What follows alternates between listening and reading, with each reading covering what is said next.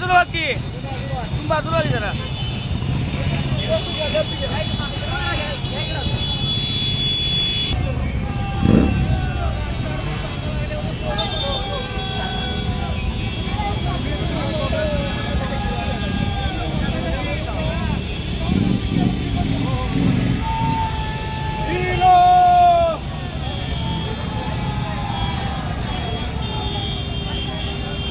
चला चला चला वेळ नाही एक तास राहिले फक्त चला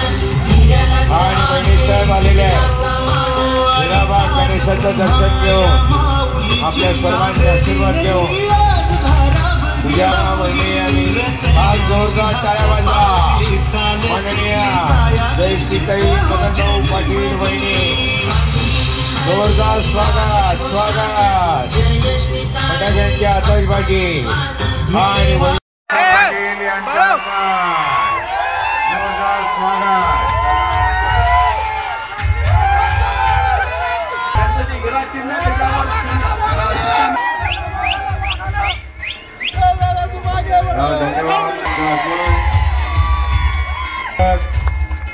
हा वेळ आपल्याला कमी आहे उपस्थित असणाऱ्या आपल्या सगळ्यांच्या लाडक्या उमेदवार आणि उपस्थित सर्व ज्येष्ठ वडीलधारी मंडळी सर्व माता भगिनी आणि तरुण मित्रांनो ही निवडणूक आपल्या सगळ्यांसाठी अतिशय भावनिक निवडणूक आहे कारण ज्या परिस्थितीमध्ये वहिनी या निवडणुकीला सामोरं जात आहेत ती सर्व परिस्थिती एक घरातला सदस्य म्हणून मी पहिल्या दिवसापासून पाहिलेली आहे अण्णाभवनच्या मीटिंगमध्ये ज्यावेळेला सगळी मंडळी एकत्र आली आणि खऱ्या अर्थानं ही जी काही उमेदवारी झाली ही सर्वसामान्य मदन मोहनच्या आणि त्या सांगलीतल्या सर्वसामान्य कार्यकर्त्यांच्या जोरावर झालेली आहे हे या ठिकाणी मी निश्चितपणे सांगू शकतो आजपर्यंत त्या स्वतः मदन भाऊंच्या पत्नी म्हणून त्यांनी स्वतःसाठी काही मागितलं नाही आजपर्यंत स्वतःसाठी काही मिळवायची त्यांना इच्छा नाही आणि नव्हती सुद्धा कारण मी या घरामध्ये जेव्हा आमचे नातेसंबंध झाले गेल्या 8 वर्षापासून मी त्यांना जवळून बघतोय या 8 वर्षामध्ये त्यांना मी कधी हे म्हणताना बघितलं नाही की मला वैयक्तिक हे मिळवायचं जे काय मिळवायचंय ते इथल्या सर्वसामान्य लोकांसाठी मदन भाऊंच्या नावासाठी इथल्या कार्यकर्त्यांसाठीच मिळवायचं ही मानसिकता त्यांची पहिल्या दिवसापासून मी पाहिलेली आहे परवा सुद्धा जेव्हा ही बैठक होत होती कार्यकर्ते भावनावश झाले भावनावश होऊन अनेक कार्यकर्ते त्या ठिकाणी काही लोकांच्या डोळ्यात अश्रू उभे राहिले ही सगळी परिस्थिती पाहिल्यानंतर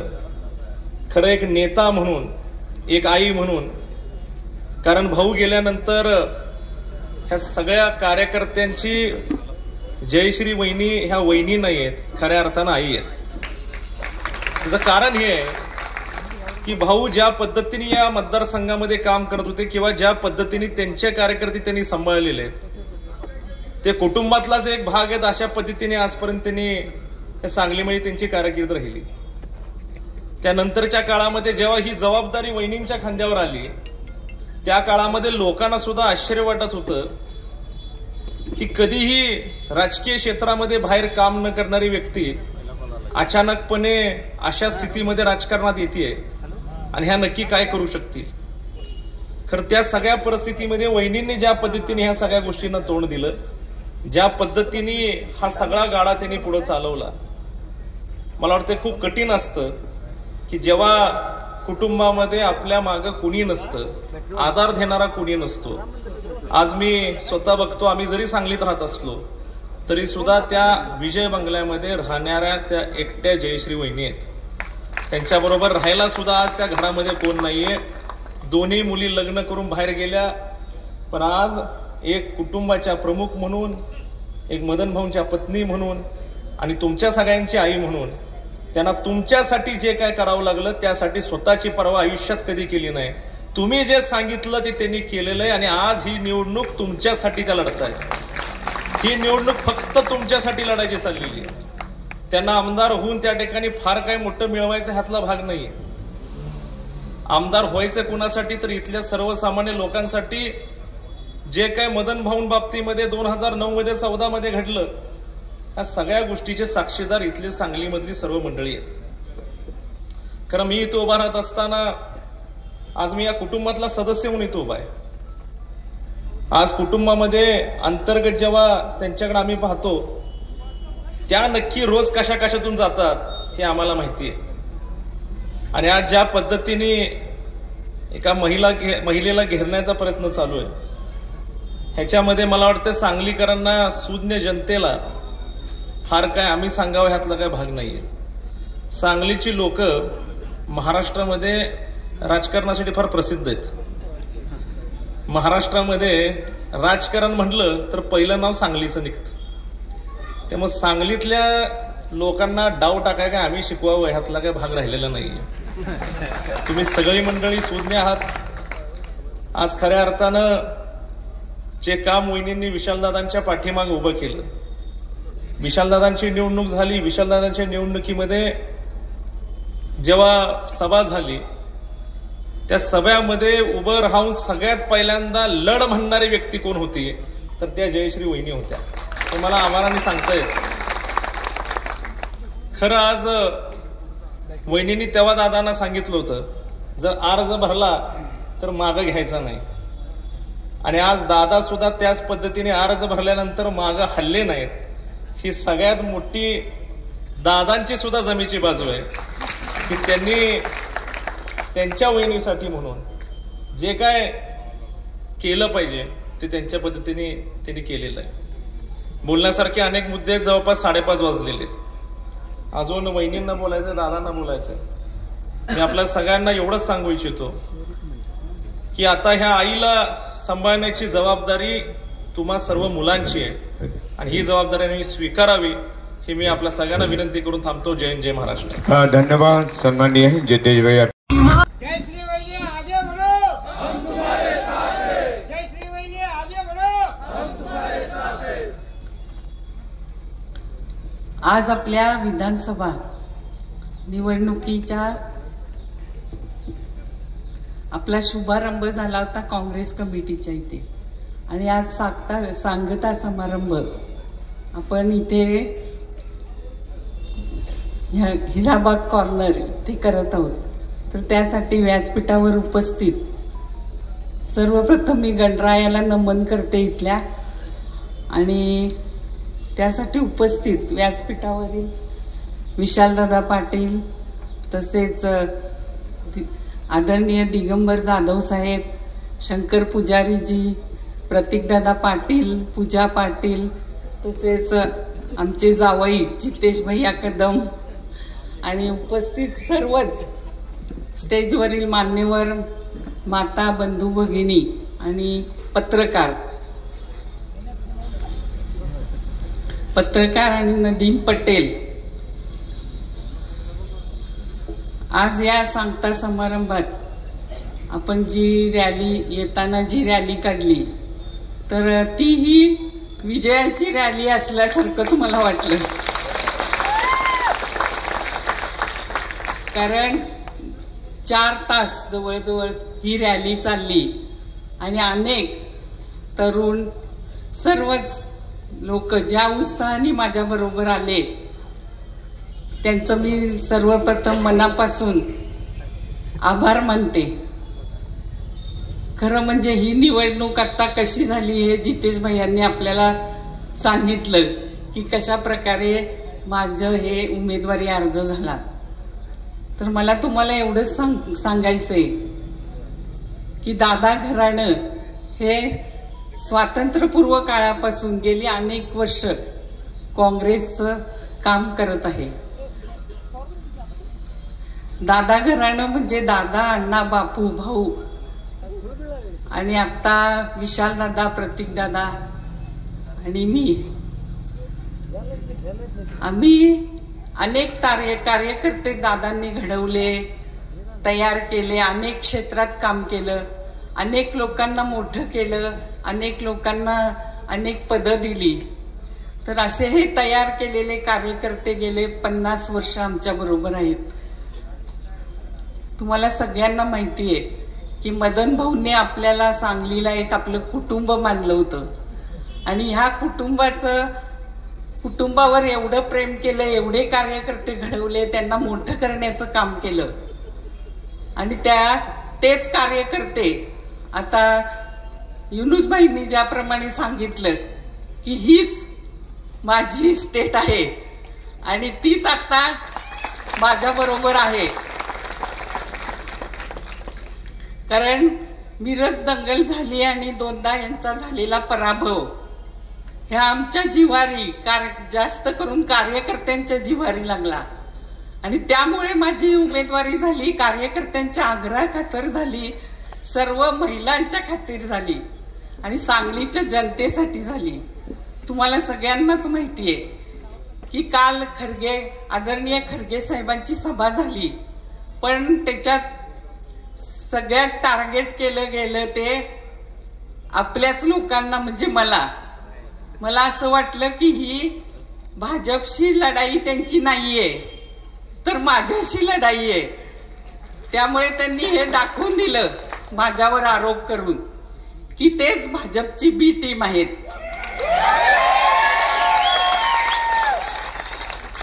आज मला सर्व स्तरातून, म्हणजे अनेक संघटनांचा, अनेक पक्षांचा, अनेक समाजातील अनेक लोकांचा पाठिंबा मिळत आहेत आणि त्यासाठी अनेक गट, म्हणजे जे विरोधात आता आहेत तर ते सुद्धा एकत्र येऊन माझ्यासाठी लढतायत, म्हणजे एकत्र आलेत आणि माझ्या बरोबर आहेत. त्यांना सर्वप्रथम मी त्यांचे धन्यवाद मानते. आत्ताच बऱ्याच जणांनी असं मनोगतात सांगितलं की माझ्याकडनं त्यांच्या काय काय अपेक्षा आहेत. तर मी राजकारणात नसले तरी मला महिलांबद्दल, बेरोजगार तरुणांबद्दल असेल किंवा शेतकऱ्यांबद्दल, समाजातील गोरगरीब लोक असतील, सामान्य लोक असतील, तर त्यांच्याबद्दल मला नेहमी पहिल्यापासूनच म्हणजे ते प्रेम आहे, कळवळ आहे, त्यांच्यासाठी काम करण्याची सुद्धा माझी इच्छा आहे. तर आता ताईंनी सांगितलं की आमचा पहिले महिलांबद्दल तुम्ही आवाज उठवला पाहिजे. तर त्या ताईंना मी एवढंच सांगते की ही संधी तुम्ही सगळ्या महिलांनी आणि सगळ्या आपल्या सांगलीच्या जनतेने दिली तर मी नक्कीच महिलांसाठी आणि सगळ्या युवकांसाठी असेल, शेतकऱ्यांसाठी चांगलं काम करून दाखवीन. कारण महिलांचे, सांगलीमध्ये महिलांचे बरेचसे प्रश्न आहेत. आपल्या इथे स्वच्छतागृह नाहीयेत, महिला सक्षमीकरण नाहीये, तसंच महापुराचे नियोजन सुद्धा नाहीये. तर तसंच आपल्या इथे अनेक कामं करण्याची माझी इच्छा आहे. तुम्हाला सगळ्यांना माहिती आहे मदन भाऊंनी झोपडपट्टी पुनर्वसन केलं, तसंच खोकीधारकांना त्यांना चांगलं जीवन जगता यावं म्हणून खोकी पुनर्वसन केलं, गणेश मार्केट झालं. तसंच त्यांचं एक इच्छा होती ती वारणा उद्भव योजना, कारण सांगलीतल्या लोकांना स्वच्छ आणि चांगलं मुबलक पाणी मिळावं यासाठी त्यांनी ती वारणा योजना आणली होती आणि ती योजना कार्यान्वित झाली नाही, गेली 10 वर्ष ती रखडली. तर ती योजना आपल्या सांगलीच्या लोकांसाठी, सांगलीच्या जनतेसाठी पूर्ण करण्याचं नक्कीच मी प्रयत्न करीन. तसेच कचरामुक्त शहर, पर्यावरण जागृती असू दे किंवा आपल्या सांगलीत जे गुन्हे घडत आहेत तर त्यांच्यासाठी प्रत्येक ठिकाणी CCTV कॅमेरे लावले जातील, कारण त्यामुळे गुन्हेगारीला सुद्धा आळा बसेल. तुम्हाला सगळ्यांना माहिती आहे, एक महिला म्हणून मी ही उमेदवारी मागितली होती आणि गेल्या 40 वर्षात एकाही महिलेला उमेदवारी मिळाली नाही. तर हे 40 वर्षानंतर आलेली ही संधी आहे महिलांसाठी मला मतदान करण्याची. तर तुम्ही सर्व महिला मला मतदान करावं अशी मी तुम्हाला सगळ्यांना विनंती करते. कारण तुम्हाला स्वतःच्या पायावर, जेव्हा मी समाजकारणाची मला आवड आहे त्यामुळे मी बचत गटाच्या अनेक बचत गट उभे केले, महिलांना त्यांच्या पायावर उभं केलं, दिशा दाखवण्याचं काम केलं. तर इथून पुढच्या काळात सुद्धा मला ते काम करायचं आहे. तर तुम्ही सगळ्यांनी माझी साथ द्यावी आणि मला निवडून आणावं अशी तुम्हाला परत एकदा सांगते. आणि एक तुम्हाला माहिती की पश्चिम महाराष्ट्रात एकाही महिलेला उमेदवारी दिलेली नाही. नुसतं म्हणतात 33% आरक्षण, 50% आरक्षण, पण जेव्हा द्यायची वेळ येते तेव्हा आपल्या एकाही महिलेला इथे स्थान दिलेलं नाही. त्यामुळे तुम्ही सगळ्यांनी माझ्या मागे राहिलं पाहिजे. आपल्याला माहिती की 50% जवळजवळ स्त्रियांचं, महिलांचं मतदान आहे. तर तुम्ही सर्व महिला माझ्या मागे राहाल यात मला खात्री आहे, नक्कीच मला माहिती आहे. पण इथून पुढच्या काळात सुद्धा सांगलीचे जे जे प्रश्न असतील ते सोडवण्याचा मी नक्की प्रयत्न करील. आणि आता या विधानसभेच्या इलेक्शनमध्ये माझ्याबरोबर म्हणजे सगळे जे कार्यकर्ते, मी घडवलेले कार्यकर्ते, ते खरोखर त्यांना मानायला पाहिजे. कारण माझ्या पुढे 2 पावलं ते पुढे आहेत. म्हणजे असे कार्यकर्ते मिळणे हे खरोखर मी भाग्यवान आहे. कारण मदन भाऊंनी ही जी पुंजी माझ्या मागे ठेवली आणि त्याच्यासाठीच आता जितेश भैयांनी जे सांगितलं की मला काही मिळवायचं नाही, पण माझा कार्यकर्ता मोठा झालेला मला बघायचा आहे. आणि त्यासाठी आपल्या सगळ्यांना माहिती की आपल्या हातात सत्ता असावी लागते आणि त्या सत्तेच्या नंतरच आपल्याला कार्यकर्त्याला मोठं करता येतं. तर तुम्ही सगळे कार्यकर्त्यांना मी मनापासून धन्यवाद देते. सांगलीच्या जनतेला धन्यवाद देते. कारण आता आम्ही जी रॅली काढली तर ठिकठिकाणी जनतेने तुम्हाला जे प्रेम दिलं, स्फूर्त प्रतिसाद दिला, तर त्याबद्दल मी त्यांचे सुद्धा धन्यवाद मानते. आणि माझी ही आमच्या कुटुंबातील सर्वजण आज माझ्या पाठीमागे आहेत. ही सुद्धा एक अभिमानाची गोष्ट आहे. कारण आपल्या कुटुंबाशिवाय आपण पुढे जाऊ शकत नाही. तर ते सुद्धा माझ्या बरोबर आहेत. त्यांना पण मी मनापासून धन्यवाद देते. आणि उपस्थित सर्वांना एक शेवटचं आव्हान, पाणी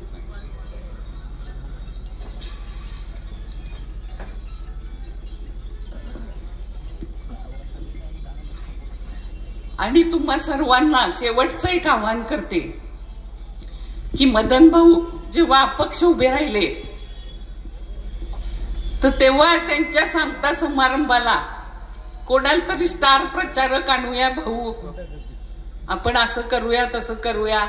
तर दहीहंडीचा कार्यक्रम असू दे नाहीतर कुठलाही कार्यक्रम असू दे, तेव्हा ते म्हणायचे की सांगलीचे माझे जे कार्यकर्ते मी घडवलेले आहेत आणि ही जनता आहे हेच माझे स्टार प्रचारक आहेत. त्यांच्यासाठी मी आहे आणि माझ्यासाठी ते आहेत. तर त्यामुळे ते आता तुम्ही बघता की एका महिलेच्या विरुद्ध लढण्यासाठी किती सभा घेतल्या जातात, किती मोठे मोठे नेते आणले जातात. पण तुम्ही सर्वजण कोणीही म्हणजे प्रेम करणारी ही लोक आहेत आणि ती कुठली भाड्याची नाही आहेत. आणि एवढा वेळ सकाळपासून 12 वाजल्यापासून आतापर्यंत तुम्ही जागचे हल्ला नाहीयेत. खरं म्हणजे हेच मोठं, खूप मोठं कार्यकर्त्यांचं प्रेम माझ्यावरच आहे. तर तुम्हाला मी एवढंच आव्हान करते की परवा तुम्ही 20 तारखेला सगळ्यांनाच दाखवून द्यायचंय की आम्ही जयश्री वहिनींबरोबर आहोत आणि ते आपल्याला मतपेटीतनं दाखवलं पाहिजे आपली ताकद किती आहे. तर तुम्ही सर्वांनी मला मतदान करावं, हिरा या चिन्हासमोरचं बटन दाबून, एवढं तुम्हाला अगदी कळकळीची सगळ्यांना विनंती करते आणि माझे 2 शब्द संपवते. जय हिंद, जय महाराष्ट्र. धन्यवाद. सांगलीच्या विकास सांगली विधानसभा मतदारसंघाच्या जनतेच्या उमेदवार माननीय जयश्रीताई वहिनी यांच्या प्रचार निमित्त गेले 15 दिवस तुम्ही सर्व लढताय, झळगडताय, लोकांपर्यंत जाताय, आपली भूमिका मांडताय आणि ह्या पूर्ण प्रचार प्रक्रियेची आजचा हा शेवटचा दिवस, ही शेवटची सांगता सभा. या सभेसाठी मंचावर उपस्थित असलेले सर्व मान्यवर, सर्व कार्यकर्ते, उमेदवार, या ठिकाणी जयश्रीताई वहिनींवर, आमच्या कुटुंबावर प्रेम करणारे असंख्य कार्यकर्ते, कुटुंबीय, बंधू भगिनी, मित्र, ह्या निवडणुकीत काही आरोप आमच्यावर होत गेलेले आहेत. ह्या निवडणुकीत झाले, मागच्या लोकसभेच्या निवडणुकीतही झाले आणि ऐकताना त्रास होतो, वाईट वाटते. मागच्या लोकसभेच्या निवडणुकीत आपण असाच बंड करावा लागला, बंड केला होता. हा बंड करत असताना काही लोक होते जे अत्यंत मनापासून दाखवत होते की त्यांना महाविकास आघाडीची खूप काळजी आहे. ही लोक सांगलीतही प्रचार करत होते, सांगली बाहेरही प्रचार करत होते. विशाल पाटलाला मत देऊ नका, तो निवडून आल्यावर भाजपला पाठिंबा देईल, भाजपकडे जाणार आहे, हेही सांगत होते. महाविकास आघाडीचा उमेदवारच खरा उमेदवार आहे, त्याच्या मागे राहूयात, नाहीतर भाजपचा फायदा होईल. कुणीतरी असंही सांगितलं, पाकिट चिन्ह मिळाले, पाकिट घेऊन विशाल पाटील भाजपचं पाकिट घेऊन उभारलाय. हा जो अजेंडा मागच्या लोकसभा निवडणुकीत राबवला गेला आणि तो राबवण्यात ज्या काही ठराविक शक्ती, काही ठराविक लोक जी पुढे होती आणि तुम्हाला प्रत्येकाला सांगत होती, समजून सांगायचा प्रयत्न करत होती की विशाल पाटलाला दिलेलं मत वाया जाणार आहे, तीच लोक योगायोगाने बघा, ती प्रत्येक एक आणि एक तीच लोक आज सांगतायत की आम्ही पुन्हा भाजपची सुपारी घेतली. मागच्या वेळेला फक्त जरा स्पष्ट होतं की नुरा कुस्ती चाललेली आहे आणि त्यामुळे शिवसेनेने जो उमेदवार दिला होता तो फक्त भाजपला मदत करण्यासाठी दिला होता, हे कदाचित आम्ही तुमच्यापर्यंत स्पष्टपणे पोचवू शकलो आणि म्हणून तुम्ही सर्वजण जात धर्म सगळ्या पलीकडे जाऊन तुम्ही आमच्या पाठीशी राहिला आणि भाजपला या ठिकाणी पराभूत करण्यात आपल्याला यश आलं. निवडून आल्या स्वाभाविक आहे आम्ही काँग्रेस पक्षाला पाठिंबा दिला, महाविकास आघाडीला पाठिंबा दिला. कुणाला वाईट वाटू नये म्हणून त्या ठिकाणी उद्धवजी ठाकरेंना सुद्धा आम्ही माफी मागून त्यांच्या पाया पडून आलो, सगळ्यांची माफी मागितली. आम्ही काँग्रेसच्या विचाराचे म्हणून सांगितलं. लोकसभेत महाराष्ट्रातून 14 खासदार काँग्रेस पक्षाचे, मला धरून 13 अधिक मी 1, आणि आम्ही सगळे मिळून 31 खासदार त्या ठिकाणी गेलो. 31 खासदारांची लोकसभेचे परफॉर्मन्स तुम्ही बघितले असतील. 31 पैकी जवळजवळ 20 लोक वेगवेगळ्या संधी मिळाल्यावर त्या लोकसभेत 2 मिनिटं का असताना बोलले. 31 लोकांपैकी प्रभावीपणे भाजपच्या मोदी सरकारचा विरोध फक्त एकटा व्यक्ती केला आणि त्याला महाविकास आघाडीने पाठिंबा सुद्धा दिला नव्हता. हे दुर्दैव आमचं आहे की आमची निष्ठा दाखवायला आम्हाला प्रत्येक वेळेला परीक्षा द्यावी लागते. जो पक्षाच्या चिन्हावर निवडून येतो तो सुद्धा नंतर वेगळ्या वेगळ्या गोष्टी करू लागतो. त्यांच्या कुटुंबातले लोक पण वेगळे भाजपला फायदा होईल अशा गोष्टी करू लागतात. मात्र आम्ही आमच्या विचाराशी ठाम राहिलो आणि पुढेही राहणार. मी काँग्रेसचा उल्लेख ह्या भाषणात करतो. तुम्ही कदाचित म्हणाल आपल्या विरोधात काँग्रेस लढते. हे तुमचं सगळ्यात मोठं गैरसमज आहे. कारण जी काँग्रेस आहे ना ती हित आहे. मागच्या वेळी जो प्रयोग झाला लोकसभेला त्या प्रयोगाला चिन्ह कदाचित वेगळं होतं. तो डाव मागच्या वेळी फसला. तो ह्यावेळी आणण्यासाठी कदाचित आपलं चिन्हच घेऊन आपल्या विरोधात कोणतरी उभं असेल. ह्या काँग्रेस पक्षाचा इतिहास आणि आपल्या कुटुंबांचा वसंतदादांचा इतिहास तुम्ही समजून घेतला पाहिजे. ह्या स्वातंत्र्य लढ्यात वसंतदादांनी काँग्रेसचा विचार धरला आणि ह्या देशाला स्वातंत्र्य काँग्रेस सोबत मिळवून दिलं. तिथं न थांबता त्या पक्षाची संघटना बांधली. तुम्ही कुठल्याही सामान्य महाराष्ट्रातल्या व्यक्तीला विचारला वसंतदादांचं काय योगदान काँग्रेस पक्षासाठी, ते तुम्हाला सांगतील की वसंतदादांचं योगदान की काँग्रेस पक्ष बळकट केला, संघटित केला, एक संघ केला, तो वसंतदादांनी केला. तुम्ही कुठल्या तरी सामान्य माणसाला विचारलं सगळ्यात जास्त काळ मुख्यमंत्री महाराष्ट्राचे कोण राहिले तर कदाचित लोक म्हणतील वसंतदादा पाटील. पण वस्तुस्थिती हे आहे की जवळजवळ सगळेच लोक वसंतदादांपेक्षा जास्त काळ मुख्यमंत्री, 4 वेळा मुख्यमंत्री पदाची शपथ घेतली. पण सगळे मिळून 3-4 वर्षाच्या वर दादा मुख्यमंत्री राहिले नाहीत. इतर लोकांना भरपूर संधी मिळत गेल्या. पण वसंतदादांनी सत्तेत असताना सुद्धा पक्ष माझा बळकट कसा होईल यासाठी प्रयत्न केला. इंदिरा गांधींशी सुद्धा त्यांचे मतभेद झाले. इंदिरा गांधी काँग्रेस पक्ष सोडून गेला, स्वतःचा काँग्रेस आहे स्थापन केला. कदाचित तरुणांना, लहान मुलांना या गोष्टी माहित नव्हती. आमचाही जन्म झाला नव्हता. 78 साली वसंतदादा 77-78 साली वसंतदादा मुख्यमंत्री असताना इंदिरा गांधीजी पक्ष सोडून गेले. त्या वसंतदादा काँग्रेस माझी आहे, मी काँग्रेस बरोबर राहणार, मी काँग्रेस बळकट करणार म्हणून दादा काँग्रेस बरोबर राहिले होते. 6 महिन्याचा काळ होता, पुन्हा सगळे एकत्र आले. पण त्यावेळी आपल्या सांगलीत वसंतदादांच्या विरोधात वसंतदादा पडावेत म्हणून इंदिरा गांधी सुद्धा स्टेशन चौकात भाषणाला आल्या होत्या. त्या कार्यक्रमात तब्बल 1 लाख लोक रात्री 11 वाजता इंदिरा गांधींचं भाषण ऐकायला त्या ठिकाणी उभे होते. मतदानाचे आदल्या दिवशी त्याही उशीरपर्यंत प्रचार चालायचा. दुसऱ्या दिवशी मतदान झालं आणि इंदिरा मॅडमनी जो उमेदवार उभा केला त्याचं डिपॉझिट जप्त झालं.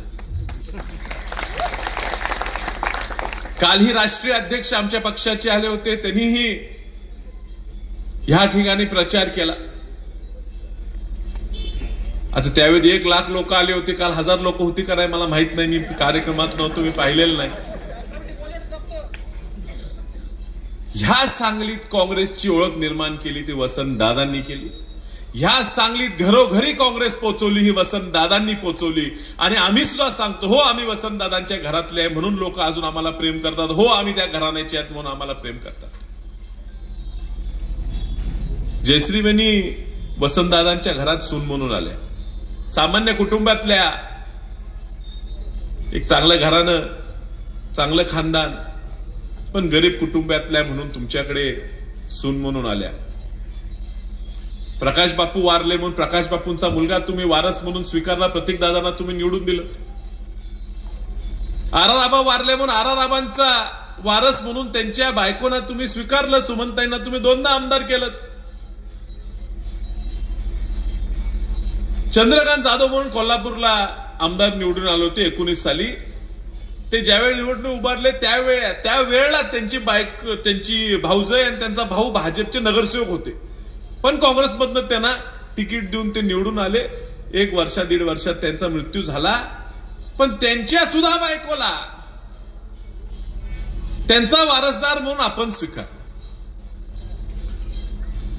पण मदन भाऊंची बायको जेव्हा आपल्या पुढे मी आमच्या कार्यकर्त्यांसाठी लढते आणि कार्यकर्त्यांच्या आग्रहासाठी लढते म्हणते, तो तुम्ही म्हणता घराणेशाही.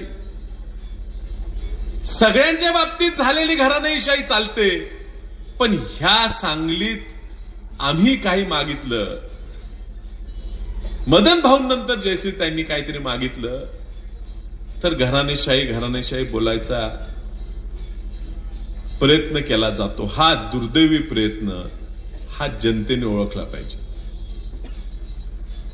सामान्य कार्यकर्त्यांसाठी काँग्रेस पक्ष महत्वाचा आहे ह्याची जाणीव आम्हाला आहे. काँग्रेस पक्ष वाढवणं, जीवन ठेवणं म्हणजे काय असते हे खूप आपण ऐकतो आम्ही. काँग्रेस जीवन ठेवली, जीवन म्हणजे काय असते. या ठिकाणी कित्येक लोक बसले ते काँग्रेस पक्षाच्या तिकिटावर काँग्रेस पक्षाचे उमेदवार म्हणून. किती लोक बसतात महापालिकेत निवडून गेले, किती लोक हित आहेत ते जिल्हा परिषदेला निवडून गेले. ह्या मतदारसंघात आज जे काँग्रेसचा प्रचार करताना पुढे पुढे दिसतात आमच्या मित्र पक्षाची लोक, ती ह्या महापालिकेत भाजप बरोबर युती करून काय म्हणतात कुठली महाआघाडी, कुठली सत्ता आणलेली महाआघाडी नावानं ह्या महापालिकेवर भाजपचा प्रवेश त्या लोकांनी करू दिला. ज्या शक्तीने ह्या ठिकाणी भाजप वाढवली, सातत्याने काँग्रेस ह्या मतदारसंघातली संपेल म्हणून ज्या लोकांनी प्रयत्न केला, ती लोक आज आपल्याला निष्ठा पक्ष सांगतात. ह्याच्याहून गंमतशीर गोष्ट कुठली नाही. पक्ष जीवन ठेवणं म्हणजे काय. 2008 ची असेल, 13 ची असेल, 18 ची असेल, ह्या महापालिका निवडणुका कुणी लढल्या, त्या ठिकाणी काँग्रेसचा म्हणून महापौर कुणी केला. कालच विवेक कांबळेंच्या मुलाची मुलाखत भेट झाली माझी मिरजेत. विवेक कांबळेने आपलं अखंड आयुष्य हे घालवलं त्या रिपब्लिकन पार्टी ऑफ इंडियाच्या पक्षात. नगरसेवक झाले, पण महापौर त्यांना बौद्ध समाजाच्या सामान्य माणसाला महापौर कुणी केलं तर ते काँग्रेस पक्षाने केलं, म्हणजे मदन भाऊ पाटलांनी केलं. कांचनताई कांबळे सारख्या सामान्य मातंग समाजाच्या कार्यकर्त्यांना महापौर कुणी केलं, काँग्रेस पक्षाने केलं, म्हणजे मदन भाऊंनी केलं. कांचन पाटील म्हणून भोशाच्या त्यांना जिल्हा परिषदेचं अध्यक्ष केलं. कोण केलं? काँग्रेस पक्षाने केलं, मदन भाऊंनी केलं. ह्या तालुक्यातनं 10 पैकी 7 जिल्हा परिषद सदस्य काँग्रेसच्या चिन्हावर मदन भाऊंनी निवडून आणले आणि म्हणून जिल्हा परिषदेवर काँग्रेसचा झेंडा फडकला. ह्या महापालिका क्षेत्रात सुद्धा काँग्रेस पक्षाचा महापौर सातत्याने केला, तो काँग्रेस पक्षाने केला, म्हणजे मदन भाऊंनी केला. काँग्रेस जीवन ठेवणं म्हणजे काय असते? कार्यकर्त्याला लढवायचं आहे, त्याच्या मागे पूर्ण ताकद द्यायची आहे, काँग्रेस पक्ष मोठा करायचा आहे, कार्यकर्त्याला मोठं करायचं आहे. हे पक्ष मोठा बळकट करायचं काम हे मदन भाऊंनी केलं. मदन भाऊंच्या निधनानंतर जयश्रीताई वहिनी खरंच राजकारणात इच्छुक नव्हत्या, हे खरं आहे, वस्तुस्थिती आहे. आज ही कदाचित माझी इच्छा त्यांनी कदाचित ही निवडणूक लढावी अशी नव्हती, कारण मला माहिती आहे अपक्ष लढायला किती अडचणी आहेत, किती आरोप आपल्यावर होतात, आणि ह्या सगळ्या आरोपातनं आमच्या कुटुंबातल्या महिलेने जावं अशी माझी इच्छा नव्हती आणि मी त्यांना विनंतीही केली होती. पण वहिनींचा हिशोब खूप सोपा होता. तर मला काहीतरी पाहिजे असतं तर मी घेतलं असतं पद. माझा नवरा आमदार होता, MLC होता, खासदार होता, मंत्री होता, काहीतरी घेतलं असतं, महामंडळ घेतलं असतं, जिल्हा बँक चेअरमन झाले असते, जिल्हा परिषद अध्यक्ष झाले असते, महापालिकेला मीच महापौर झाले असते, माझ्या पोरींना केलं असतं. केलं का? दोन्ही पोरींची चांगल्या ठिकाणी लग्न लावून पाठवून दिलं.